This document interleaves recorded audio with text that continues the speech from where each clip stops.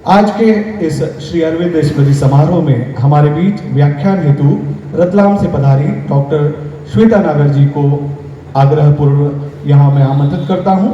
आप पधारें। और जैसा कि हमारे डॉक्टर दवे साहब ने बताया कि अरविंद जी का एक नाम औरव था, उन औरव के औरा को इस हृदय नगर से भी परिचित कराएं। तालियों से हम स्वागत करें डॉक्टर श्वेता नागर जी रतलाम से पधारें। बहुत बहुत धन्यवाद।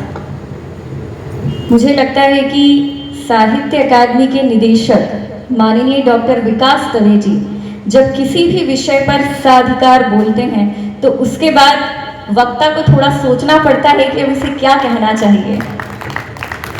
मुझे लगता है अभी उन्होंने उनके सार गर्भित जो उन्होंने यहाँ उद्बोधन दिया उसमें महर्षि अरविंद का जिस तरह से हमें स्मरण करना चाहिए, क्या उद्देश्य है आज के इस कार्यक्रम का और क्यों हमें महर्षि अरविंद को साहित्य में उनका अध्ययन किया जाना चाहिए, इस पर वो बहुत ही बेहतरीन ढंग से प्रकाश डाल चुके हैं। मैं अब महर्षि अरविंद का जो व्यक्तित्व रहा, मैं खैर उनका इतना दिव्य व्यक्तित्व रहा कि मुझे लगता है वो अनुभूति का विषय है, अभिव्यक्ति का नहीं। तो मैं नहीं जानती कैसे दिव्य महापुरुष की जो दिव्य अनुभूतियां हैं उनका मैं किस तरह उसको अभिव्यक्त कर पाऊंगी। लेकिन सबसे पहले चूंकि एक परंपरा है, हमारी संस्कृति है कि आभार हमारे संस्कार में आता है। तो आज का जो एक दिव्य आयोजन हो रहा है उस आयोजन के जो मूल में है साहित्य अकादमी मध्य प्रदेश के माननीय निदेशक डॉक्टर विकास जी दवे, उनके व्यक्तित्व से हम ये सीख सकते हैं कि अगर आपका आशय शुद्ध है, अगर आपका भाव पवित्र है तो ईश्वर आपकी साक्षात सहायता करते हैं और आप किसी भी असंभव कार्य को संभव बना सकते हैं। इसके लिए प्रमाण की आवश्यकता नहीं है। जिस तेज गति के साथ पूरे प्रदेश में साहित्य अकादमी के कार्यक्रमों का आयोजन कर रहे हैं और हम सभी ये बात बहुत बेहतरीन तरीके से जानते हैं कि इतने बड़े आयोजन इतने बड़े पैमाने पर इतने कम समय में करना, ये किसी साधारण व्यक्ति के या आप अगर एक साधारण या बहुत उथला सोच लेकर अगर आप कुछ करते हैं तो मुझे नहीं लगता कि कुछ इस तरह के आयोजन संपन्न हो पाएंगे। तो कहीं ना कहीं जो उनका उद्देश्य है भाव में बहुत पवित्र है, इसीलिए उनके आयोजन इतनी सफलतापूर्वक संख्या दर्शकों की श्रोताओं की कितनी रहती बिल्कुल महत्व नहीं रखता। मैं मानती हूं कि अगर महर्षि अरविंद के नाम पर अगर यहाँ पर जो बैठे हैं वो कार्यक्रम की अध्यक्षता कर रहे हैं आदरणीय परम आदरणीय शुक्ल जी, मैं आपको सादर प्रणाम करती हूँ। और मंच पर आसीन आदरणीय शोभा दीदी, जिनको मैं बहुत पढ़ती रही फेसबुक के माध्यम से, सोशल मीडिया के माध्यम से, और आज के लेखन क्षेत्र में यहाँ सभी परिचित हैं। मुझे लगता है सभी लेखन के क्षेत्र में कहीं ना कहीं जुड़े हैं या बहुत अच्छे पाठक हैं। वो इस नाम से बिल्कुल भी अपरिचित नहीं हैं। लिख बहुत लोग रहे हैं, लिख रहे हैं और केवल लिख रहे हैं। उनका उद्देश्य समझ से परे है कि वो क्या लिखना चाह रहे हैं और क्यों लिखना चाह रहे हैं। लेकिन जब आप आदरणीय शोभा दीदी के आप ब्लॉग, आप उनके आलेख आप पढ़िए, आपको बिल्कुल समझ में आ जाएगा कि लेखन का उद्देश्य क्या होना चाहिए। ये मैं निरंतर सीखती रही हूँ। तो मैं दीदी को प्रणाम करती हूँ। और साहित्य अकादमी के कार्यक्रमों का हनुमान की तरह जो बीड़ा उठा के चल रहे हैं आदरणीय श्री राकेश सिंह जी, उनका मैं हृदय से आभार व्यक्त करती हूँ। और आज के इस कार्यक्रम के लिए जिन्होंने बहुत ही व्यवस्था के लिए जिन्होंने इतने प्रयास किए, स्थानीय संयोजक, उनका भी मैं आभार व्यक्त करती हूँ। और मंच संचालन जो बहुत सुव्यवस्थित मंच संचालन कर रहे हैं, मैं उनके प्रति भी आभार व्यक्त करती हूँ। और यदि मुझसे कोई नाम छूट रहा है तो कृपया मुझे क्षमा करें। उनके प्रति भी मैं हृदय से उन्हें आभार व्यक्त करती हूँ, उन्हें नमन करती हूँ। आज का जो विषय है, जैसा कि महर्षि अरविंद, वो अपने आप में ही एक रहस्यमय व्यक्तित्व के स्वामी थे। खुद महर्षि अरविंद ने कहा है, ये खुद उनके शब्द हैं कि भाई मुझे अगर कोई समझना चाहता है तो सामान्य बुद्धि से ये संभव ही नहीं है। उसके लिए आपका जो मन और बुद्धि का जो स्तर चाहिए वो बहुत ऊपर होना चाहिए, तभी आप मेरे व्यक्तित्व को, मेरे कृतित्व को समझ पाएंगे। तो मुझे लगता है कि उनके व्यक्तित्व को समझने के लिए आपको पहले मन और आत्मा से शुद्ध होना आवश्यक है। हो सकता है मनुष्य जन्म अगर हम लेते हैं तो ये शुद्धता के लिए तो मुझे लगता है कि इंसान का जब तक मृत्यु का अंतिम समय आ जाता होगा तब भी मुझे लगता है मरणासन अवस्था में मुझे नहीं लगता कि कोई व्यक्ति कह पाता होगा कि नहीं, मैंने अपने पूरे जीवन में शुद्धता और अपनी आत्मा को पवित्र रखा है। लेकिन फिर भी हम एक सामान्य मनुष्य हैं, लेकिन हम ये प्रयत्न कर सकते हैं, हम ये प्रयास कर सकते हैं। तो मुझे लगता है कि हम महर्षि अरविंद के जटिल सिद्धांतों को साधारण रूप में बहुत सहजता के साथ स्वीकार कर पाएंगे। और मैं यहाँ पर चूँकि मैं सबका आभार व्यक्त कर रही हूँ और इस विषय पर जिनका मुझे विशेष मार्गदर्शन मिलता रहा, जो मुझे भारतीय संस्कृति सभ्यता की जड़ों से मुझे परिचित कराते रहे, मेरे बाल्यकाल अवस्था से जो मेरे गुरु रहे, भारतीय संस्कृति के अध्येता, वेदों के अध्येता, सर्वधर्म संभाव प्रणेता, और आप सभी उनके नाम से परिचित हैं, श्रद्धेय अजहर हाशमी जी, मुझे महर्षि अरविंद के दिव्य रूप से और उनके पूरे साहित्य से जिन्होंने मुझे परिचित करवाया, और वेद जितना मैं जानती हूँ श्रीमद् भगवद गीता के बारे में, तो मैं अपने उन गुरु को प्रणाम करती हूँ, उनका मैं स्मरण, पुण्य स्मरण करती हूँ। दुर्लभम त्रयमेव एतद् देवानुग्रहेतुकम्, दुर्लभम त्रयमेव एतद् देवानुग्रहेतुकम् मनुष्यत्वम मुमुक्षत्वम महापुरुष संश्रय। अर्थात आदि गुरु शंकराचार्य ने कहा है कि जीवन में 3 चीजें दुर्लभ हैं। एक तो मानव जन्म प्राप्त करना, दूसरा मोक्ष को प्राप्त करना, और तीसरा महापुरुषों का सत्संग मिलना। मतलब महापुरुषों के सत्संग को मोक्ष के स्तर पर रखा गया है। तो मतलब आज ये कार्यक्रम एक इतने बड़े महापुरुष, दिव्य महापुरुष स्वामी श्री अरविंद के चरणों में मैं सादर प्रणाम करती हूँ कि हमें बिल्कुल उस मोक्ष की अवस्था तक श्री गुरु अरविंद, महर्षि अरविंद हमें ले जाएंगे, और उनकी दिव्य शक्ति हमारे ज्ञान, विवेक, सत्य और प्रज्ञा को जागृत करे। ऐसे महान विभूति दार्शनिक संत पुरुष महर्षि अरविंद को बारंबार प्रणाम है, प्रणाम है, प्रणाम है। महर्षि अरविंद का व्यक्तित्व, जैसा कि मैंने कहा कि उन्होंने स्वयं कहा है कि मुझे समझना इतना आसान काम नहीं है, इसके लिए बुद्धि, साधारण बुद्धि से मुझे व्यक्ति नहीं समझ सकता। क्यों? क्योंकि महर्षि अरविंद का जो व्यक्तित्व था वो कभी कल्प वृक्ष की तरह लगता था, तो कभी पारिजात पेड़ की तरह, कभी उनका व्यक्तित्व हिमालय की तरह हमें ऊंचा दिखाई देता है, तो कभी सागर की गहनता, गहराई हुए है जिसमें बहुत ही गूढ़ रहस्य समाये हुए हैं। कभी हमें उनका व्यक्तित्व समुद्र मंथन से निकले अमृत कलश की तरह दिखाई देता है, तो कभी अंतरिक्ष में चमकती आकाश गंगा की तरह। कभी हमें उनका व्यक्तित्व संजीवनी बूटी की तरह अनुभूत होता है, तो कभी राष्ट्र, धर्म, योग और अति मानस की त्रिवेणी के रूप में। तो ऐसे हैं हमारे महर्षि अरविंद।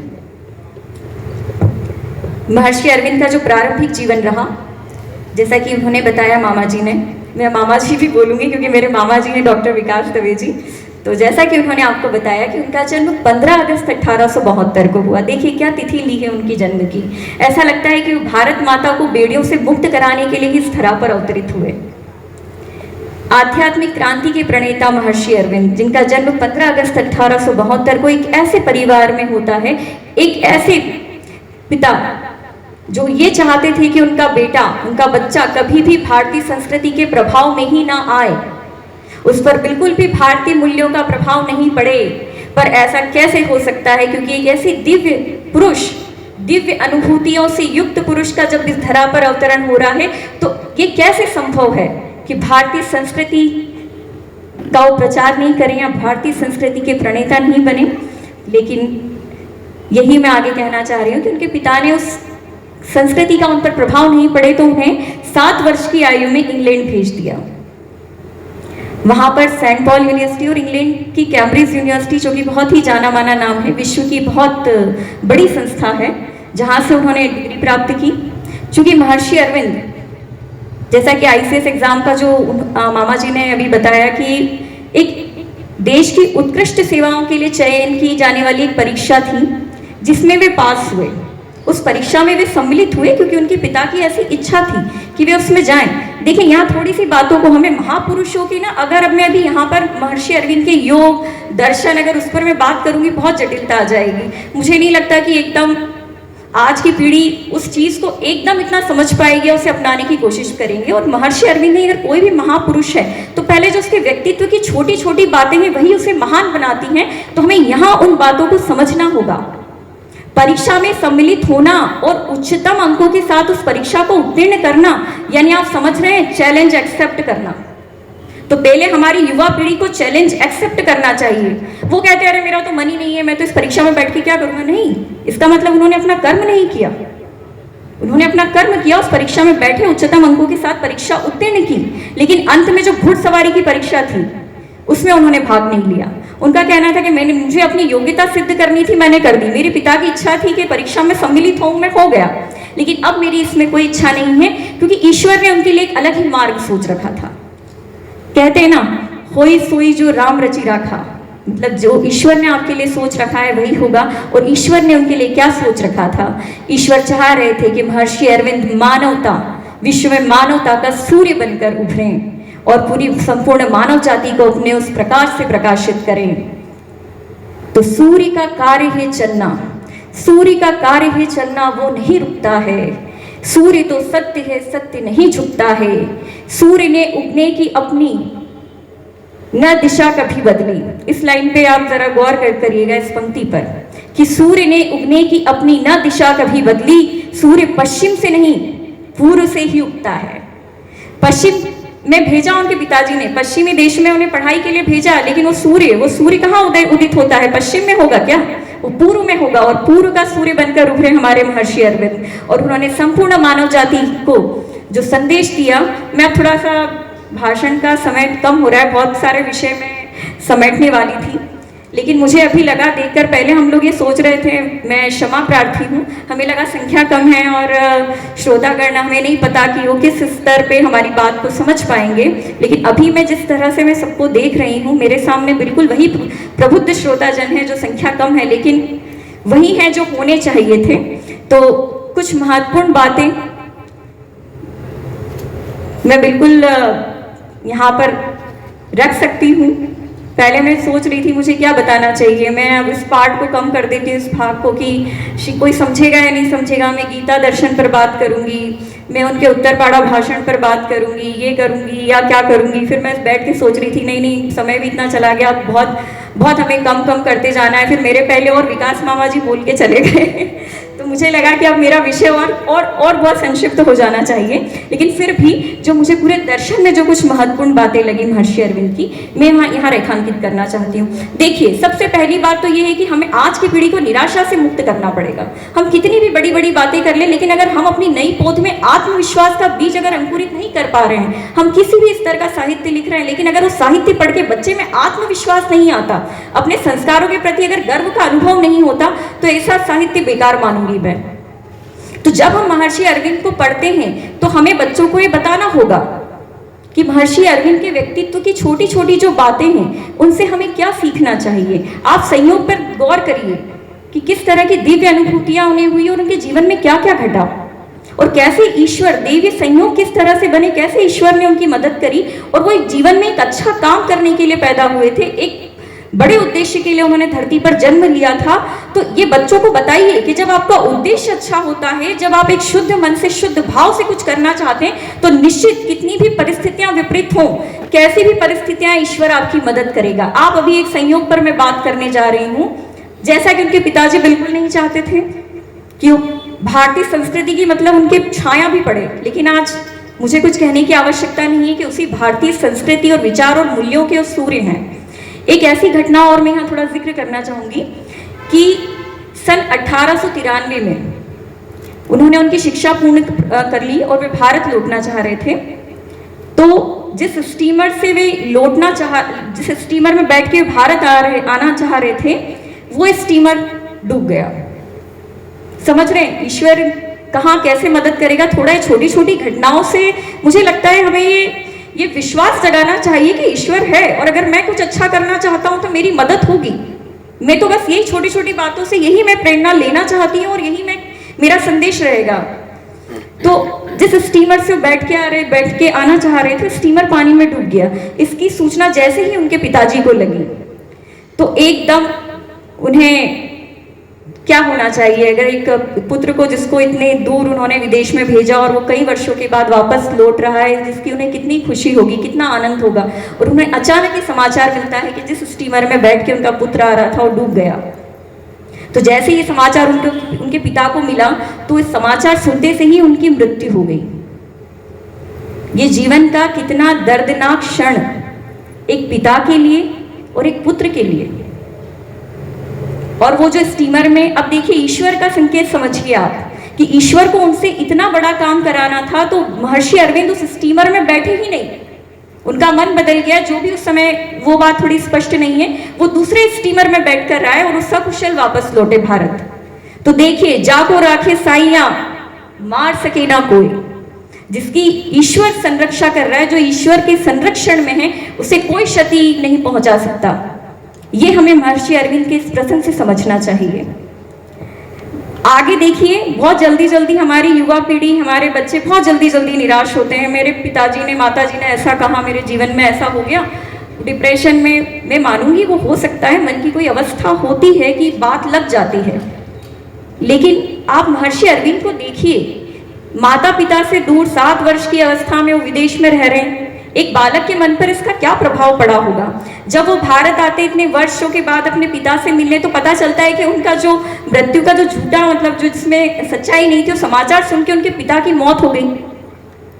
क्या डिप्रेशन में जाना चाहिए था? मुझे लगता है जितना छोटी छोटी बातों से हम डिप्रेशन में चले जाते हैं, अवसादग्रस्त हो जाते हैं, तो महर्षि अरविंद को क्या सोचना चाहिए था?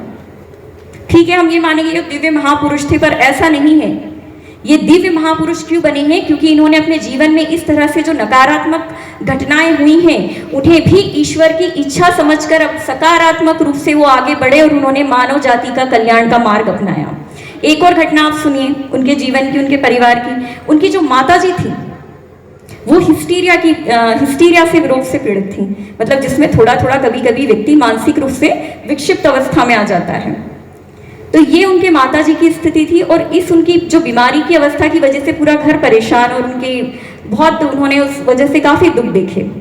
तो महर्षि अरविंद खुद स्वयं बोलते थे कई बार कि मैं पागल माँ का पागल बेटा हूँ, मैं पागल माँ का पागल बेटा हूँ। लेकिन ये महर्षि अरविंद किस सेंस में बोलते थे, किन अर्थों में बोलते थे? वो पागलपन उनका क्या था? वो पागलपन था उनका मानव जाति के प्रति, वो पागलपन था उनका राष्ट्र धर्म के प्रति, और वो पागलपन था उनका संवेदनाओं के प्रति। तो मुझे लगता है ऐसा पागलपन हर इंसान को मिले तो मुझे लगता है उसकी देवी कृपा कहलाएगी। और इसी पागलपन मतलब समझ गए आप, मुझे इसको और वो नहीं करना है कि ये किस ईश्वर के लिए वो पागलपन की अवस्था की बात हो रही है, राष्ट्र धर्म के प्रति पागलपन की अवस्था की बात हो रही है। एक बड़ा प्रसिद्ध पत्र है, चूंकि वो पत्र जब उनके ऊपर केस चला था, अलीपुर जो षड्यंत्र केस हुआ था, उसमें पत्र सार्वजनिक तौर पर प्रस्तुत हुए थे, इसलिए हम उनका यहाँ पर उनका उदाहरण यहाँ दे सकते हैं। 3 पत्र उन्होंने अपनी पत्नी मृणालिनी देवी को लिखे थे, जिसमें उन्होंने अपने 3 पागलपन का उल्लेख किया है। और ये जो 3 पागलपन है, इससे पता चल रहा है कि महर्षि अरविंद ने पागलपन मतलब उनके जीवन का लक्ष्य, उद्देश्य, क्योंकि जब हम अपना कोई लक्ष्य या उद्देश्य बनाते हैं तो उसके पीछे हमें पागल बनना पड़ता है। तो ये उन्होंने 3 पागलपन उन पत्रों में बताए अपनी पत्नी को कि मेरे 3 पागलपन हैं। कौन कौन से? तो पहला पागलपन मेरा ये है कि जो कुछ भी मैं कमाऊं या कोई भी कमाए, उस पर उसका अधिकार नहीं होता, उस पर देश का अधिकार होता है। किसका अधिकार होता है? राष्ट्र का अधिकार होता है, देश के लोगों का अधिकार होता है। और मेरा दूसरा पागलपन ये है कि मैं धर्म का ढोंग नहीं करता, मैं केवल अपने आप को धार्मिक बताकर इस तरह से केवल पूजा पाठ या ध्यान में ये दिखावा नहीं कर सकता, किसी तरह का आडंबर नहीं कर सकता। अगर मैं ये कहता हूं कि ईश्वर है, और ये मैं मानता हूं कि अगर ईश्वर है तो उसके पाने का रास्ता भी होगा, तो मैं उस रास्ते पर चलकर मानूंगा और ईश्वर का साक्षात्कार करके मानूंगा। ये मेरा दूसरा पागलपन है। तीसरे पागलपन के बारे में महर्षि अरविंद ने जो कहा, मुझे लगता है यही उनके पूरे जीवन का सार रहा कि हर व्यक्ति को अपने राष्ट्र के प्रति पागल होना चाहिए। तो उन्होंने बताया कि तीसरा पागलपन मेरा ये है कि मैं राष्ट्र को केवल जड़ वस्तु नहीं मानता, वन नहीं मानता, पेड़ नहीं मानता, नदी नहीं मानता। मेरे लिए राष्ट्र एक जीती जागती मेरी माँ है, और अगर कोई मेरी माँ के सीने पर रक्तपात करता है तो ऐसे राक्षस का मैं वध करके रहूंगा। ये मेरा तीसरा सबसे बड़ा पागलपन है।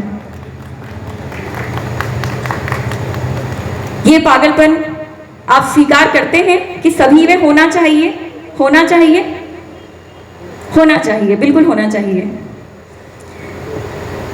यहाँ इतने प्रबुद्ध वर्ग बैठे कि मुझे ऐसा लगता है कि ज्ञान की इतनी चर्चा तो मैं नहीं कर सकती, क्योंकि मैं चेहरे देख के मुझे लग रहा है कि मुझसे ज़्यादा अध्ययन करने वाले यहाँ पर लोग मौजूद हैं। लेकिन अगर अलीपुर षड्यंत्र केस और वो न्यायालय और वो जेल की बात अगर नहीं होगी, और वहाँ पर जो उनकी अनुभूतियाँ जो उन्हें हुई हैं, अगर उसकी चर्चा यहाँ पर नहीं की जाएगी, तो मुझे लगता है विषय थोड़ा आगे नहीं, उसको हम समझ नहीं पाएंगे कि महर्षि अरविंद क्या कहना चाह रहे थे। तो जैसा कि उनको बड़ौदा के मामा जी ने जहाँ तक बता दिया, मैं थोड़ा उससे आगे की कहानी लेके आऊंगी कि बड़ौदा में वे प्राध्यापक का काम कर रहे थे एक महाविद्यालय में। बंगाल में बंगाल विभाजन होता है। बंगाल विभाजन एक ऐसी घटना होती है जिससे पूरे देश में राष्ट्र के प्रति, देश के प्रति एक आंदोलन, एक लहर चल उठती है। और जब राष्ट्र के प्रति या राष्ट्र माँ के प्रति, राष्ट्रभक्ति के प्रति अगर ऐसी कोई लहर चलेगी, उससे महर्षि अरविंद कैसे अछूते रह सकते हैं। तो श्री अरविंद से क्रांतिकारी अरविंद बनने की कहानी यहाँ से शुरू होती है। वे कलकत्ता लौटते हैं वडोदरा छोड़कर।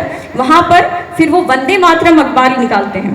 अब चूंकि साहित्य की बात हो रही, रचनाकारों की बात हो रही, तो ये पक्ष भी थोड़ा सा हाईलाइट होना चाहिए कि वंदे मातरम अखबार में उन्होंने जिस तरह से राष्ट्र चेतना जगाई, मतलब रचनात्मक क्रांति से शुरुआत हुई है। यहाँ पर एकदम बंदूक की बात नहीं हो रही है। कलम का क्या महत्व है और कलम क्या अहमियत रखती है, ये रेखांकित करने की मैं यहाँ प्रयास कर रही हूँ कि उन्होंने उस कलम से वहाँ पर रचनात्मक क्रांति लेकर आए, और वो किस तरह की रचनात्मक क्रांति थी और क्या उसका प्रभाव रहा, ये हम नहीं कहते। ये स्टेट्समैन जो एक बहुत बड़ा अखबार, समाचार पत्र रहा अंग्रेजों का, उसके शब्द हैं। उसके मैं बिल्कुल एज इट इज आपको शब्द बता रही हूँ। उसने कहा कि ये जो वंदे मातरम समाचार पत्र निकलता है, इसके एक एक शब्द में, इसके एक एक अक्षर में राजद्रोह है। क्या है? राजद्रोह है। लेकिन ये इस तरीके से लिखा गया है कि इस अखबार, इस समाचार पत्र वंदे मातरम पर सरकार मुकदमा नहीं चला सकती। ये इस तरह से लिखा गया है कि इस पर मुकदमा नहीं चलाया जा सकता राजद्रोह का, लेकिन इसके एक एक अक्षर में, एक एक शब्द में राजद्रोह टपकता है। तो आप देखिए, लेखन में ये चतुराई भी होना चाहिए कि हम अगर अपनी बात कह रहे हैं तो किस तरह से कहनी चाहिए। आप कड़वा सच भी बोल सकते हैं, लेकिन उसे कहने का भी एक तरीका होगा। अब अलीपुर षड्यंत्र में वंदे मातरम अखबार होता है, अंग्रेजों की मुसीबत बन जाते हैं महर्षि अरविंद। उसके बाद अलीपुर षड्यंत्र केस होता है और उनकी गिरफ्तारी हो जाती है महर्षि अरविंद की। जैसे उनकी गिरफ्तारी होती है, महर्षि अरविंद के शब्द में, अच्छा उत्तरपाड़ा का जो उनका भाषण है, अगर मुझे लगता है कि अगर महर्षि अरविंद का पूरा साहित्य नहीं पढ़ सकते, तो उत्तरपाड़ा का जो उनका भाषण है, उसमें पूरे अरविंद के जीवन का दर्शन और जो स्वयं अरविंद ने क्या महसूस किया, क्या उनकी अनुभूतियां रही, पूरा उस भाषण में उपलब्ध है। तो मुझे ऐसा लगता है उसके ऑडियो भी अवेलेबल हैं, उपलब्ध है यूट्यूब पे, आप बहुत अच्छे से सुन सकते हैं। उसका एक अलग ही प्रभाव रहेगा, आप बिल्कुल उन अनुभूतियों को महसूस करेंगे। जैसे उन्हें गिरफ्तार किया, तो महर्षि अरविंद ने खुद बताया उत्तरपाड़ा अपने भाषण में कि जैसे ही मुझे गिरफ्तार किया गया तो मैं एक पल के लिए ठहर गया कि मैं जिस ईश्वर को इतना याद करता था, मेरा इतना विश्वास था, ईश्वर ने क्या किया। मुझे तो लग रहा था मेरी सुरक्षा करेंगे ईश्वर, मैं इतने बड़े काम के लिए, इतने बड़े उद्देश्य के लिए आया, और ये मेरे साथ क्या हो गया। उन्होंने कहा हाँ, जब मैं गिरफ्तारी हुई तब मैंने इस तरह का महसूस किया। लेकिन देखिए, ईश्वर क्या वो दिव्य काम के लिए आए थे, तो क्या कुछ ऐसा हो सकता है उनके साथ। फिर उन्होंने बोला कि मैं जब जेल में बैठा तो मुझे एकदम एक एहसास हुआ, एक इस तरह की अनुभूति हुई कि ईश्वर मुझसे कह रहे हैं कि अभी पहले तुम देखो क्या होता है, अभी तुम देखो क्या होता है, तुम यहाँ क्यों आए हो, किस लिए आए हो, क्योंकि तुम नहीं समझ पा रहे थे, इसलिए मुझे तुम्हें यहाँ लेकर आना पड़ा। अब कैसे ईश्वर उनकी मदद करते, देखिए ये छोटी छोटी कहानियां, ये छोटे छोटे किस्से आप बच्चों को जरूर बताइए। बहुत जल्दी निराशा का वातावरण बनता है, बहुत जल्दी आत्मविश्वास कम होता है। इतनी बड़ी घटना, गिरफ्तार हो गए, जेल में बंद हैं, आरोप लगे हुए हैं। खुद अरविंद कहते हैं कि भाई मैं अपनी गिरफ्तारी के कौन कौन से कारण और कौन कौन से मैं बताऊं कि किन किन पर अर्जी दी जा सकती। बोले मैंने बहुत उधेड़ बुन करी, बहुत मैंने इसमें दिमाग लगाया, लेकिन मुझे इसमें बिल्कुल भी दिमाग लगाने की आवश्यकता नहीं थी, क्योंकि ईश्वर इसमें मेरी मदद कर रहा था। कैसे ईश्वर ने मदद करी? वो खुद अरविंद कहते हैं कि जेल में किस तरह से मेरे साथ चमत्कार हुए। बोले मैंने बिल्कुल नहीं सोचा था कौन वकील केस लड़ रहा है, क्या हो रहा है, लेकिन मैं अचानक देखता हूं कि पता नहीं कहां से इस देश का सबसे बड़ा वकील मेरी पैरवी के लिए अचानक खड़ा होता है, और मुझे लगता है अरे ये तो श्री कृष्ण भगवान आ गए। सबसे बड़ा वकील कौन? चितरंजन दास। चितरंजन दास द्वारा महर्षि अरविंद की पैरवी की गई थी। तो ये सबसे बड़ा चमत्कार हुआ। बोले जैसे ही मैंने चितरंजन दास को देखा, मुझे लगा कि भगवान श्री कृष्ण मेरे सामने खड़े हैं। इस केस की जो सुनवाई कर रहे थे सेशन न्यायालय में, जो जज थे वो मिस्टर ब्रिजक्राफ्ट। वो जो ब्रिजक्राफ्ट थे वो कैम्ब्रिज यूनिवर्सिटी में उनके सहपाठी थे, महर्षि अरविंद के वे सहपाठी रहे। तो उन्होंने बोला कि मुझे ईश्वर ने ये आभास करवा दिया था कि तुम जहां देखोगे, जिधर देखोगे, केवल तुम्हें मैं ही नजर आऊंगा। तो जैसे ही बोले मैंने जज की, न्यायाधीश की कुर्सी पर देखा, तो मुझे लगा साक्षात श्री कृष्ण भगवान मेरे सामने मौजूद हैं, और मैं निश्चिंत हो गया। फिर उन्हें जो साक्षात्कार हुआ, जैसे कि गीता में, श्रीमद् भागवत गीता के अध्याय 11 में जब विषाद से पीड़ित होते हैं अर्जुन, तो अध्याय 11 में जब अपना विराट स्वरूप कृष्ण भगवान अर्जुन को दिखाते हैं और सारा विषाद अर्जुन का दूर हो जाता है और वो फिर से युद्ध की तैयारी कर लेते हैं, उसी तरीके का विराट अवतार, विराट स्वरूप भगवान श्री कृष्ण ने महर्षि अरविंद को जेल के उन क्षणों में दिखाया। स्वयं अरविंद के शब्द हैं कि जैसे ही मैंने ध्यान किया, जैसे ही मैंने कृष्ण को याद किया, और मेरी यह स्थिति जेल में हुई कि जब मैं जेल की उन सलाखों को देखता था तो मुझे कृष्ण नजर आते थे। जेल में जब खड़ा पेड़ में देखता था तो मुझे कृष्ण नजर आते थे। जब मैं दीवार पर देखता था मुझे भगवान कृष्ण नजर आते थे। मैं जब कैदियों, अपराधियों और हत्यारों को देखता था, मुझे उसमें भी भगवान श्री कृष्ण के दर्शन हो रहे थे। तो मुझे ऐसा लग रहा था कि उस जेल में मेरे चारों ओर भगवान श्री कृष्ण पहरा दे रहे हों। तो ये उनकी दिव्य अनुभूति थी। और ये दिव्य अनुभूति क्यों थी? क्योंकि गीता के इस श्लोक को उन्होंने मनन किया था, और वो इस श्लोक को उन्होंने आधार बनाया था। और श्लोक था अनन्यास चिंतयन्तो माम ये जना परिपास्ते तेषां नित्याभियुक्तानां योगक्षेमं वहाम्यहम्। भगवान श्री कृष्ण कहते हैं इस श्लोक में कि जो भी अपनी सारी चिंताएं, सारी दुविधाएं मुझे समर्पित करते हुए निष्काम भाव से कर्म करता है, मैं उसकी रक्षा करता हूँ। मैं सारे उसके कष्ट और उसको वहन करता हूँ और उसे रक्षा प्रदान करता हूँ। इसलिए क्योंकि उन्होंने श्री कृष्ण को अपना सब कुछ समर्पित कर दिया था, उस भाव में, निष्काम भाव से समर्पित हो गए थे, इसलिए भगवान श्री कृष्ण ने उनकी रक्षा करी और ये सारी दिव्य अनुभूतियां उस बीच में हुई। इसके बाद उत्तरपाड़ा के भाषण का ही मैं यहाँ जिक्र करना चाहूंगी। जो उनके शब्द थे, मैं कुछ यहाँ उन्हें कोट करना चाहूंगी कि उस उत्तरपाड़ा के भाषण में जो उन्हें जेल में अनुभूतियां हैं उसका उन्होंने वर्णन किया, और उन्होंने सनातन धर्म के बारे में भी कुछ कहा। उन्होंने कहा कि मेरी जो अनुभूति है राष्ट्र धर्म को लेकर वो सर्वोपरि है। अगर मैं कहता हूं भारत आगे बढ़ेगा, यानी सनातन धर्म आगे बढ़ेगा। यदि मैं कहता हूं कि भारत फलेगा फूलेगा, तो इसका मतलब है सनातन धर्म फलेगा फूलेगा, और यह देश केवल धर्म के आधार पर और धर्म के लिए ही चलेगा। ये मुझे ईश्वर ने ये संकेत दिया है, और यही संदेश आप लोगों को सबको देने के लिए मुझे कहा है। यही महर्षि अरविंद का मूल जो संदेश था राष्ट्र के लोगों के लिए, वो यह था। और उन्होंने सार गर्भित रूप में अगर इस संदेश को समझा जाए तो हम सबके लिए यही है कि राष्ट्र से बढ़कर, राष्ट्र के विरोध में कुछ नहीं है।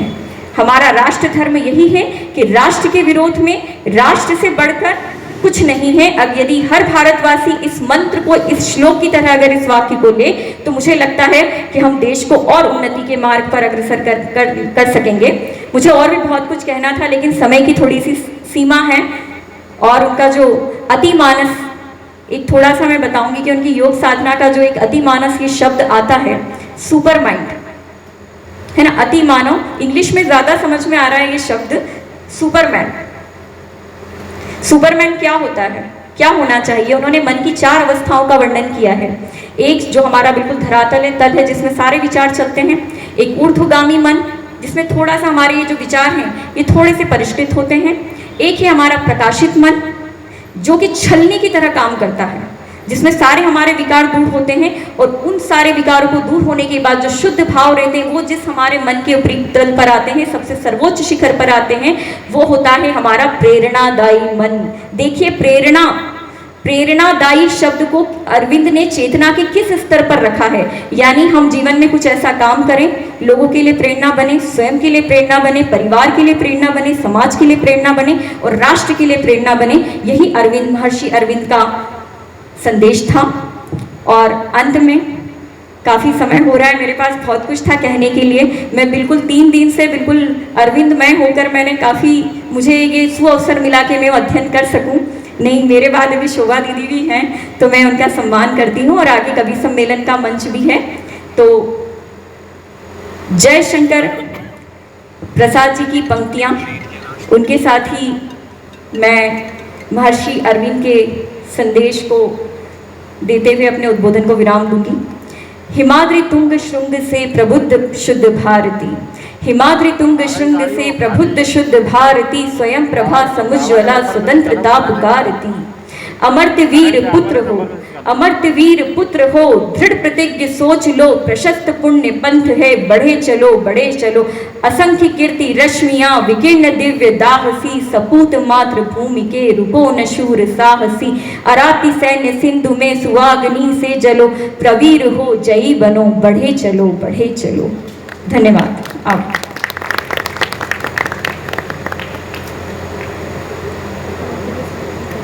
बहुत बहुत धन्यवाद श्वेता जी। निश्चित रूप से महर्षि अरविंद जी के उस ओरा से आपने इस सदन को अवगत कराया। एक बार पुनः श्वेता जी के सम्मान में तालियों का आग्रह करेंगे। अब हम जिन्हें आवाज़ दे रहे हैं, जैसा कि आदरणीय दवे जी ने उनके बारे में बताया, हमारे हरदा से, हमारे इस हृदय नगर से उनका बहुत ही नज़दीकी संबंध है। डॉक्टर शोभा जैन जी, आप इंदौर से हैं और हमारे हृदय नगर से भी हैं। जोरदार तालियों से हम उनका अभिनंदन करते हैं, स्वागत करते हैं। आप पधारें और अपना व्याख्यान प्रस्तुत करें। शोभा जी।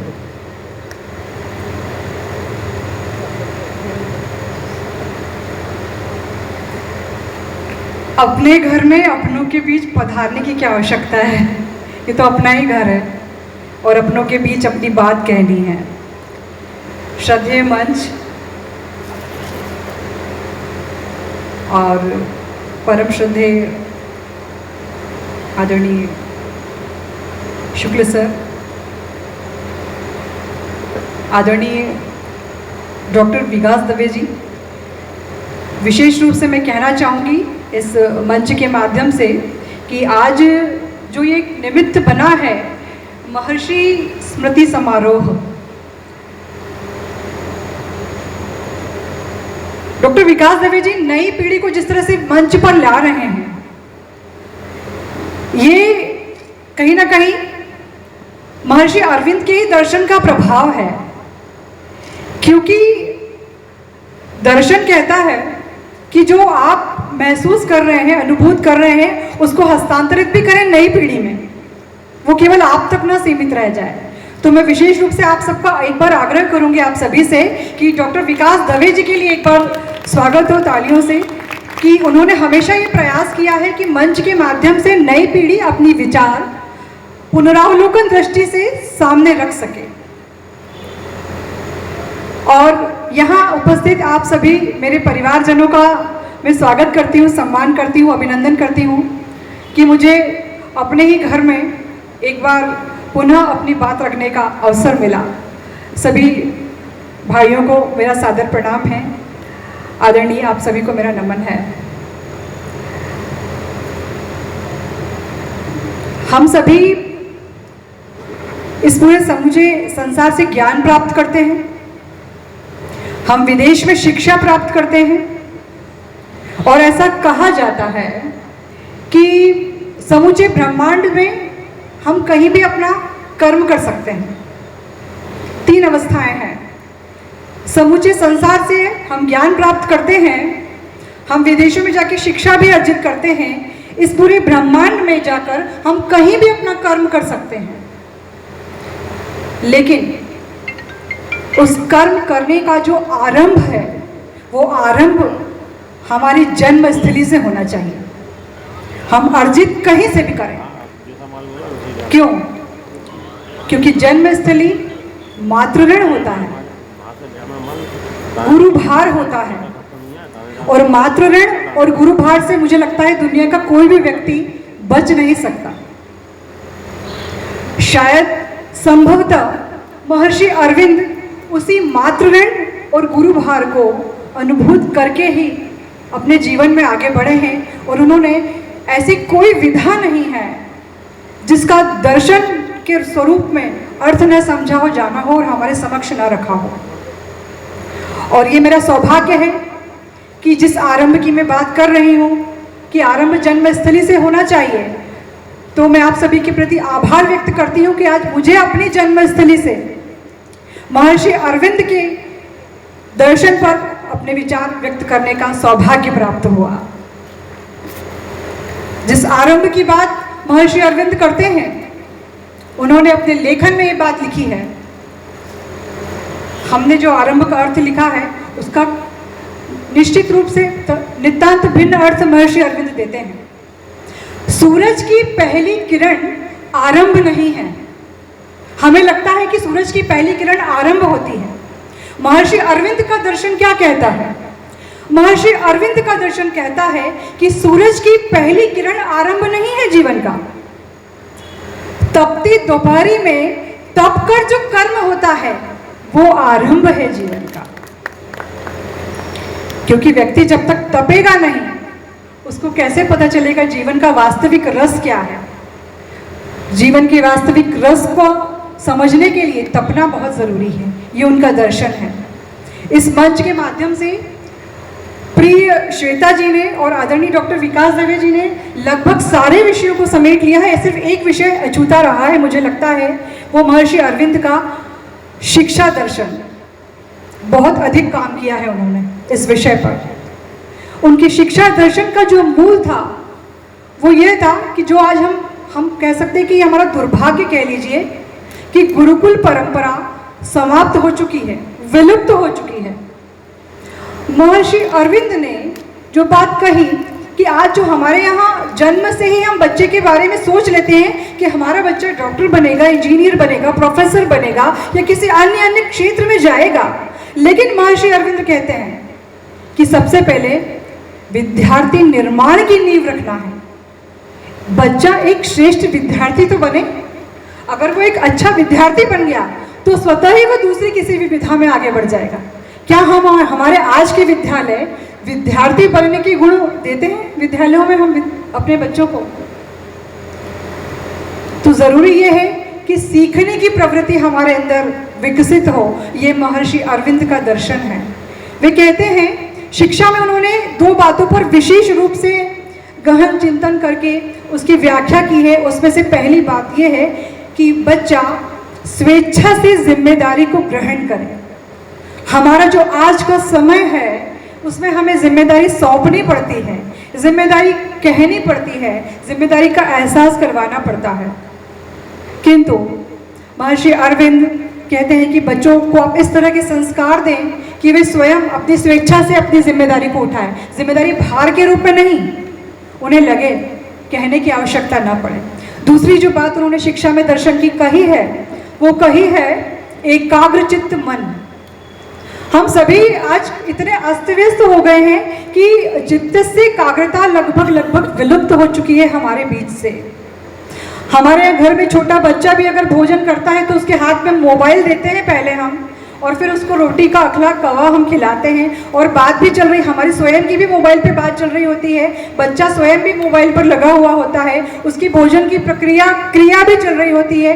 क्या तो वो ग्रहण कर रहा है, क्या तो वो भोजन का रस ग्रहण कर रहा है, क्या तो वो उसका स्वाद ले रहा है, और क्या तो हम ये जान पा रहे हैं कि वो भोजन उसके बोलना चाहिए गले से उतर के उसके हृदय तक कितना जा रहा है, हृदय में वो कितना आत्मसात कर रहा है, उसके जो प्रकृति के प्रभाव है, उस फल के, उस अन्न के जो गुण हैं। इसीलिए महर्षि दर्शन ने अन्न कोश से आनंद कोश की बात कही है। ये उनका दर्शन है कि वो अन्न कोश पर नहीं टिके रहे, उन्होंने आनंद कोश तक बात की। लेकिन हम आनंद कोश तक कहाँ पहुँच पाते हैं? इतना समय हमारे पास कहाँ है? मुझे लगता है कि जो तीन बातों का उल्लेख यहाँ बार बार अभी जो हुआ है मंच पर, वो ये है कि महर्षि दर्शन के समग्र दर्शन को अगर हमें समझना है तो आप 3 स्थलों पर जाइए, उसमें से एक है बड़ौदा, दूसरा है पांडुचेरी और तीसरा है बंगाल, जितना मैं अगर सही कह रही हूँ। आपने अगर बंगाल पे अध्ययन कर लिया महर्षि दर्शन का, आपने पांडुचेरी का अध्ययन कर लिया, और तो आपको मुझे लगता नहीं कि किसी दूसरे विषय पे जाने की आवश्यकता है। उनको अपने जीवन का प्रथम साक्षात्कार, आत्म साक्षात्कार की जो उपमा दी गई है वो बंगाल में ही हुई, माफ कीजिएगा बड़ौदा में हुई है। तो मुझे लगता है कि हम जो स्मृति पर्व या स्मृति समारोह मनाते हैं उसको हम स्मृति शब्द का स्वरूप भी क्यों देते हैं, जबकि हमारा जीवन उसके बिना संभव नहीं है, हमारे जीवन की जो दिनचर्या है वो उसके बिना संभव नहीं है, हमारे जीवन का वो अंग बन चुका है। हमारे विद्यालयों में महर्षि अरविंद की तस्वीरें कितने विद्यालयों में, मुझे लगता नहीं कि सरस्वती शिशु मंदिर जैसे संस्कार प्रेरित विद्यालयों के अतिरिक्त कहीं पर स्वामी विवेकानंद, महर्षि अरविंद जैसे, समर्थ गुरु रामदास जैसे दार्शनिकों की तस्वीरें हमें किसी विद्यालय में दिखती होगी और विद्यार्थी पूछता होगा कि किसकी तस्वीर है। बच्चों के मन में ये जिज्ञासा पैदा होना चाहिए कि हम जब विद्यालय के प्रांगण में प्रवेश कर रहे हैं तो ये तस्वीर किसकी लगी है। जैसे हम जब घर में प्रवेश करते हैं तो हमारी परंपरा रही कि हमारे पूर्वजों की तस्वीर पर या तो माल्यार्पण रहता है या किसी बड़े की तस्वीर लगी रहती है, भगवान की तस्वीर लगी रहती है, तो हम उस घर के परिवेश को समझते हैं। ऐसे हम हमारे संस्कारों के, हमारे संस्कृति के, हमारे देश के, हमारे राष्ट्र के परिवेश को हम कैसे समझेंगे, जबकि उसकी तस्वीर ही हमारे गुरुकुल में नहीं है, हमारे विद्यालयों में नहीं है। केवल स्मृति समारोह मना लेने से या दिवस या जन्मतिथि पुण्यतिथि मना लेने से खानापूर्ति नहीं हो जाती है, उन पर पर्याप्त अध्ययन की आवश्यकता है। एक विशेष विषय का मैं उल्लेख करना चाहूंगी जिसने पूरे समाचार पत्रों में एक विवाद की स्थिति बना रखी है, जिसका उल्लेख करना बहुत अधिक जरूरी लगता है मुझे पत्रकारिता के क्षेत्र में विशेषकर, क्योंकि महर्षि अरविंद स्वयं सह संपादक रहे हैं वंदे मातरम अखबार के। उन्होंने लिखा भी है उस अखबार के लंबे समय तक, लेकिन वो सह संपादक की भूमिका में भी रहे हैं। और विपिन चंद्र पाल जो रहे हैं वही जब उस अखबार के संपादक थे तो उन्होंने जो ज्वलंत लेखनी से महर्षि अरविंद उस समय जब वो संपादक थे, विपिन चंद्र पाल जी जब संपादक थे तब उस अखबार में लिखा करते थे, नियमित लेखन करते थे। उनकी ज्वलंत लेखनी ऐसी थी कि अंग्रेज सरकार ने उन्हें जेल में डाल दिया, और जेल के प्रसंग तो आपने भी प्रिय श्वेता इसे सुने ही। जेल में भी उन्होंने गीता उपनिषद का अध्ययन किया। हमारे बच्चों को आजकल एक परिवेश, एक अध्ययन कक्ष, एक स्टडी रूम चाहिए, कुर्सी टेबल चाहिए, उन्होंने जेल में बैठ के अध्ययन किया। तो कहने का जो अर्थ ये है कि जो मैं वापस उसी विषय पर आ रही हूँ जो विवादास्पद विषय की मैंने बात की है, लेकिन मैं कहना ये चाह रही हूँ कि जो शिक्षा दर्शन है, मुझे लगता है कि महर्षि अरविंद का शिक्षा दर्शन हमारे पाठ्यक्रम में कंपल्सरी कर देना चाहिए। बच्चों के अध्ययन का ये हिस्सा, अभिन्न हिस्सा होना चाहिए। आप पढ़ के तो देखिए कैसे वो हमारे शिक्षा में दर्शन की बात करते हैं, कैसे सामूहिकता की वो बात करते हैं। क्योंकि मेरी जिस विद्यालय में पढ़ाई हुई है वो सरस्वती शिशु मंदिर है, वहाँ पे मेरी शिक्षा दीक्षा हुई है। वहाँ हमें भोजन मंत्र भी सिखाया जाता था कि हम सबको साथ में भगवान, उसका हिंदी अर्थ ही यही है, सहना भवतु सहनो भुनक्तु स वीर्यम करवावहै तेजस्विनावधि तमस्तु, मतलब हमारी साथ साथ रक्षा करी। तो जो साथ का जो भाव है वो कैसे आएगा, जबकि जो अभी आदरणीय डॉक्टर विकास दवे जी ने कहा कि सब करियर कॉन्शियस हो गए, सब मनी माइंडेड हो गए हैं। संवेदनशीलता कितनी विलुप्त हो रही है। वो संवेदनशीलता महर्षि अरविंद के दर्शन से, उनके आध्यात्मिक शिक्षा से ही संभव है। केवल पाठ्यक्रम पूरा कर लेने से, विदेशों में जाकर डिग्री लेने से हम सिर्फ और सिर्फ हमारा फाइनेंशियल स्टेटस बढ़ा सकते हैं, लेकिन जो मानवीयता हमारे बीच से गायब हो रही है, एक सीरीज से आप समाज की बात छोड़िए, हमारे घर में भी मानवीयता और संवेदनशीलता नहीं है। आप बैठ के देखिए अपने बच्चे के साथ 5 मिनट में टेस्ट करने के लिए आप बैठकर देखिए, आपको समझ में आ जाएगा कि बच्चे में कितना व्यवहारिक ज्ञान आ रहा है। अच्छा लगता है मंच पे बोलना, लेकिन हम अपने घर में भी जरा झांक कर देखिए थोड़ा सा। जरूरी है ये। शिक्षालयों की स्थिति क्या है, वो स्थिति के सुधार के लिए जरूरी है कि हम महर्षि अरविंद के शिक्षा दर्शन पर काम करें। दूसरी एक जो बात जो पत्रकारिता में इस समय एक ज्वलंत विषय बनी हुई है, खास तौर पे उन वामपंथियों के द्वारा जो पूरे बाजार में एक परिवेश को अशुद्ध कर रही है, वो हिंदू और हिंदुत्व को लेकर, इसको लेकर महर्षि अरविंद ने जो बात लिखी है, मैं चाहती हूँ कि उस किताब को हर एक व्यक्ति को पढ़ना चाहिए। उस किताब का नाम है भारत पुनरुत्थान। ये महर्षि अरविंद की लिखी हुई किताब है। इसमें हिंदू और हिंदुत्व को लेकर जो उन्होंने बात कही है वो शब्दशः मैं यहाँ आपके सामने व्यक्त करना चाहती हूँ। महर्षि अरविंद ने इस किताब में उल्लेख किया है कि भारतवर्ष के अधिकांश मुसलमान, भारतवर्ष के अधिकांश मुसलमानों का वंश हिंदू है। ये बात उन्होंने इस किताब में उल्लेख की है। और हम झगड़ा इस बात का कर रहे हैं कि हम हिंदू नहीं हैं। उनकी उपासना कुछ अलग हो सकती है, उनकी उपासना में बदलाव हो सकता है, लेकिन उनकी राष्ट्रीयता कभी नहीं बदल सकती। उनकी राष्ट्रीयता सदैव हिंदुत्व रहेगी। जैसे देव से देवत्व है, वैसे हिंदू से हिंदुत्व है। जिस दिन हिंदू का जन्म हुआ उसी दिन हिंदुत्व का जन्म हुआ। अधिक विस्तार में मैं नहीं जाऊंगी, लेकिन मेरा विशेष आग्रह है उन पत्रकारों के लिए कि इस बात का उल्लेख किया जाए कि जिन वामपंथियों को हिंदुत्व से परेशानी है, हिंदुत्व शब्द से परेशानी है, उनको महर्षि अरविंद की इस किताब का अध्ययन जरूर एक बार करना चाहिए। आपको पूरा इतिहास और भूगोल भी मिलेगा। बहुत ज़रूरी है कि हम केवल बात नहीं करें, हम थोड़ा सा किताबों, ऐतिहासिक किताबें जो लिखी गई हैं उनको भी खंगाल लें। ये बहुत ज़रूरी हो जाता है। दूसरी एक बात उन्होंने जो लिखी है वो आगे ये लिखी है, कितनी आश्चर्य की बात है, इसी पैराग्राफ में उन्होंने आगे लिखा है, कितनी आश्चर्य की बात है कि हम अफगानिस्तान में रहने वाले को अफगानी कहते हैं, तुर्किस्तान में रहने वाले को तुर्की कहते हैं, तो फिर हम हिंदुस्तान में रहने वाले को हिंदू क्यों नहीं कह सकते? अगर आप हिंदुस्तान में रह रहे हैं, हिंदुस्तान में हिंदुस्तान, उन्होंने जो शब्द का प्रयोग किया है सही उच्चारण, वो हिंदुस्तान है। जहाँ हिंदू रहते हैं उस स्थान को हिंदुस्तान कहा जाता है। हम उसका उच्चारण भी गलत करते हैं। आज के परिदृश्य में कह रही हूँ, उस समय के लिए वो हिंदुस्तान ही था। जो जहांगीरनामा लिखा गया है, मैं किसी दूसरी किताब के उल्लेख पर नहीं जाऊंगी, जहांगीरनामा जो उर्दू में लिखा गया है उसको जब आप हिंदी में उसका अध्ययन करेंगे तो आपको यहाँ भी कुछ ऐसे छूटे हुए कोने मिलेंगे जहाँ पे वामपंथियों को हिंदुत्व से परेशानी है। तो वहाँ जाइए कि ये हिंदुस्तान कैसे पड़ा, उसका उल्लेख आपको जहांगीरनामा के हिंदी अनुवाद में मिलेगा। मुझे ऐसा लगता है वो ज़रूर पढ़ना चाहिए। वो नई पीढ़ी तक वो किताब नहीं पहुंची, वो मैंने स्वयं ने पुस्तकालय में खंगालने की कोशिश की। जहांगीरनामा अगर हिंदी में कहीं मिलता है तो वो आप पढ़िए तो आपको समझ में आएगा कि हिंदुस्तान से हिंदुस्तान कैसे पड़ा। ये हमारा देश हिंदुस्तान है क्योंकि यहाँ हिंदू रहते हैं। तो फिर वो आप मुस्लिम हो, सिख हो, ईसाई हो, किसी भी, आपका बोलना चाहिए ना कि आपकी उपासना कुछ भी हो सकती है, लेकिन आप रहोगे तो राष्ट्र से हिंदू ही और हिंदू से हिंदुत्व ही। इसमें आप कोई बदलाव नहीं कर सकते। दूसरी जो एक बात महत्वपूर्ण है, जो अभी उल्लेख हुआ बार बार, क्रांतिकारी विषयों को लेकर महर्षि अरविंद ने लोकमान्य तिलक के साथ जो क्रांतिकारिता का जो बोलना चाहिए अभियान चलाया, उसमें केवल उन्होंने लेखन के माध्यम से नहीं, जमीनी स्तर पे काम किया। उस जमीनी स्तर पे जो काम उन्होंने किया है वो ये है कि उस जमाने में ऐसा नहीं है, उनकी जो पढ़ाई थी वो कैम्ब्रिज विश्वविद्यालय से उन्होंने पढ़ाई की। जब 2 साल तो उन्होंने दार्जिलिंग में अपनी पढ़ाई की, उसके बाद में 14 वर्ष वे वहाँ रहे। 14 वर्ष के अध्ययन के बाद वे वापस स्वदेश लौटे। तो उनके पास स्कोप की कमी नहीं थी, अवसर की कमी नहीं थी।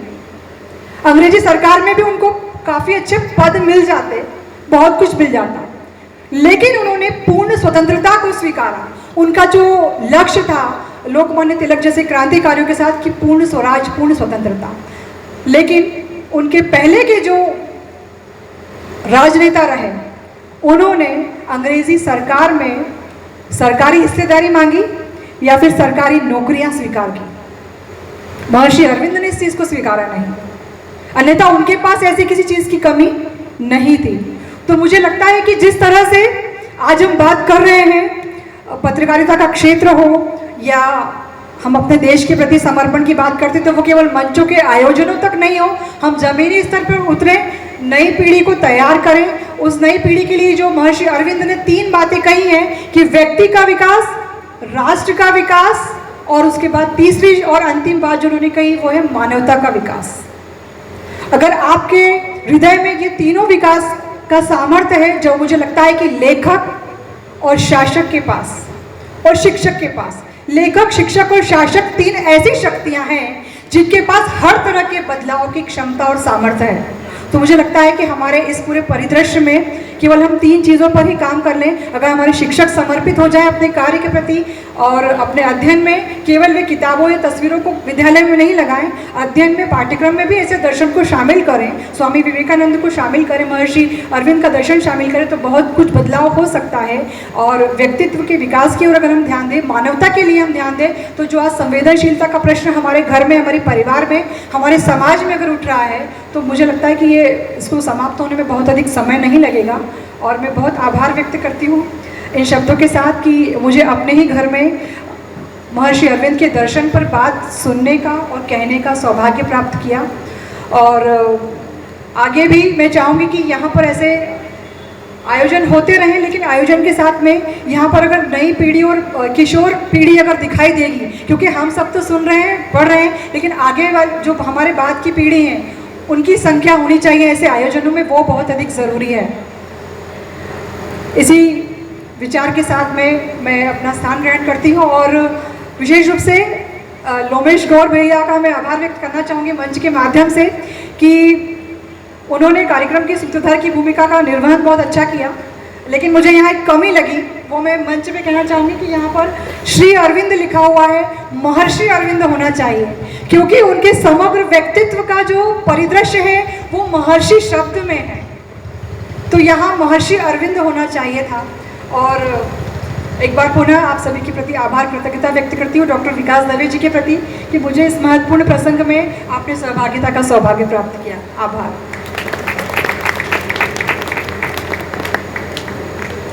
बहुत बहुत धन्यवाद।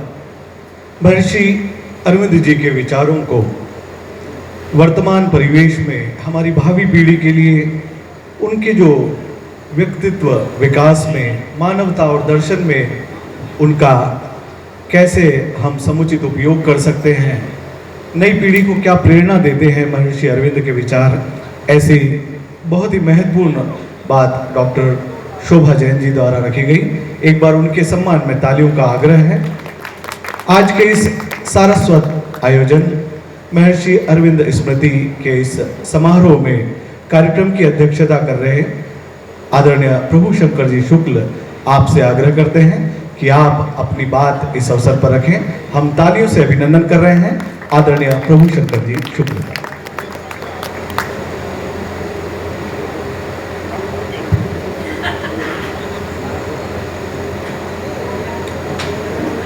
मंच पर उपस्थित साहित्य अकादमी के सम्मानीय निदेशक आदरणीय विकास जी, संस्कार भारती के क्षेत्र से जुड़े अधिकारी आदरणीय निरंजन जी, और जिन्होंने अभी महर्षि अरविंद पर हम सबके समक्ष विचारोत्तेजक सामग्री प्रस्तुत की, ऐसे दोनों वक्ता आदरणीय शोभा जी और श्वेता जी साहित्य अकादमी का मेरे अनुमान से हरदा में पहला कार्यक्रम है, लेकिन प्रदेश में इस तरह के कार्यक्रम विकास जी के द्वारा अनेक स्थानों पर आयोजित किए जा चुके हैं। महर्षि की चर्चा करूं, इसके पूरे साहित्य के ऋषि की भी अगर कुछ चर्चा कर ली जाए तो अनुचित नहीं होगा। जब से साहित्य अकादमी के निदेशक पद पर विकास जी ने दायित्व संभाला है, इनकी कार्यप्रणाली में भी मध्य प्रदेश के साहित्यिक विकास की अनंत गाथाएं, और उसी में से एक है कि न जाने कब से साहित्य अकादमी का अस्तित्व है, लेकिन मध्य प्रदेश में कितने साहित्यकार हुए हैं, कितने साहित्यकार हैं, ऐसे प्रत्येक जिले का गजेटियर भी होना चाहिए। ये किसी अन्य की सूझबूझ नहीं, विकास जी की सूझबूझ थी, जिसके कारण अनेक जिलों के गजेटियर इनके कार्यालय में पहुंच चुके हैं। विकास जी से मेरा संबंध विद्या भारती से है। मैं समझता हूँ 30 वर्ष पुराना है। ये देवपुत्र से जुड़े थे। अस्थाना जी हमारे क्षेत्र के सह संघ चालक थे, मैं जिला संघ चालक। हमारा इनका परस्पर अनेक कार्यक्रमों में भेंट होती थी, लेकिन जब से साहित्य अकादमी में आए, मैं भोपाल जाता था तो अनेक कार्यक्रमों में इनके साथ उपस्थिति का शुभ अवसर प्राप्त हुआ। यहाँ मैं मुकेश जी का स्मरण करना चाहूँगा। मुकेश जी के मन में मेरे को इधर उधर भेजने की बहुत आकांक्षा रहती थी। एक बार इन्होंने शिक्षक दिवस में मुझे पेपरिया भेजा, एक बार वल्लभ भाई पटेल की जन्मदिन पर इटारसी पहुंचा, और एक दिन ऐसे ही बैठे बैठे गुलगुला रहे थे कि मैं विकास जी से कहूँगा कि उनके जो कार्यक्रम होते हैं उसमें आपको बुलाना चाहिए। पता नहीं इन्होंने कहा कि नहीं कहा, लेकिन जब परसों राकेश जी का मेरे पास फोन आया, राकेश जी विकास जी हम सब एक ही जाति के लोग हैं, तो इन्होंने सीधे सीधे कहा कि आप कहाँ हो? मैंने कहा मैं हरदा में हूँ। बोले अच्छा है, आप 26 तारीख को अरविंद जी की स्मृति दिवस में अध्यक्षता करेंगे। मैंने कहा स्वीकार है। इसके बाद मैंने कुछ पूछा ही नहीं, केवल व्हाट्सएप पर वो जो आमंत्रण था उसको देख के कार्यक्रम का ज्ञान हुआ। अच्छा, हमारे यहाँ अध्यक्ष की भी मर्यादाएं होती हैं। पहली बात तो ये है कि अध्यक्ष उसे बनाया जाता है जो कम बोले, तो आप चिंता मत करो, मैं जल्दी समाप्त करूँगा। दूसरा, हम जिस जाति के हैं वहाँ अध्यक्ष को पहले बुलाया जाता है और जो वक्ता रहते हैं बाद में बोलते हैं। थोड़ा क्रम बदला है, कोई दिक्कत नहीं। अब एक आश्चर्य की बात बताऊंगा जिसके कारण ये कार्यक्रम सार्थक होगा। हमने हरदा में कल परसों इस कार्यक्रम की सूचना दी कि गणेश चौक पर अरविंद स्मृति का कार्यक्रम आयोजित है। तो कुछ लोग चौंके, बोले कौन अरविंद? खेतान की बरगले, वो तो दोनों हैं। अच्छा, अरविंद विश्नोई चले गए, उनकी स्मृति में हो रहा होगा कार्यक्रम। अभी आपसे शुरू में विकास जी ने कहा कि कितने दुर्भाग्य की बात है कि हम अपने ऋषियों को नहीं जानते। अभी शोभा जी ने कहा कि श्री नहीं, महर्षि लिखा होना चाहिए। ऋषियों की भी कई माने श्रेणियां हैं। एक होता है ऋषि, दूसरा होता है महर्षि, तीसरा होता है राजर्षि, चौथा होता है ब्रह्मर्षि और पांचवा होता है देवर्षि। मैं तो कहूँगा कि अरविंद जी को महर्षि क्या देवर्षि की संज्ञा प्राप्त करना चाहिए। इसलिए प्राप्त होना चाहिए। आखिरी बात कह के मैं अपना वक्तव्य समाप्त करूँगा कि भारत देश की सीमा अफगानिस्तान तक थी। भूटान, नेपाल, तिब्बत, लंका, बर्मा, ये सब हमारी सीमा में थे।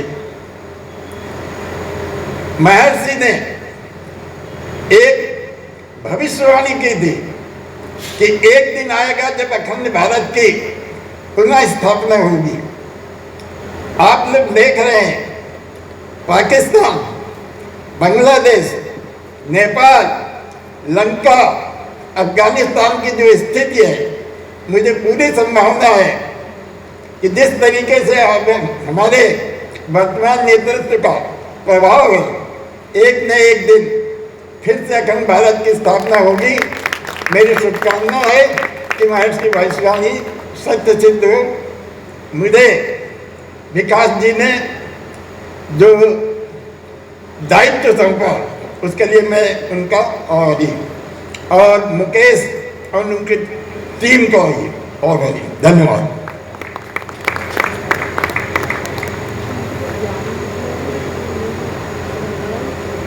बहुत बहुत धन्यवाद आदरणीय शुक्ल जी। इस सारस्वत आयोजन की मुख्य वक्ता डॉक्टर श्वेता जी, डॉक्टर शोभा जी, संस्कार भारती के क्षेत्रीय संगठक आदरणीय निरंजन जी, साहित्य अकादमी निदेशक डॉक्टर विकास दवे जी,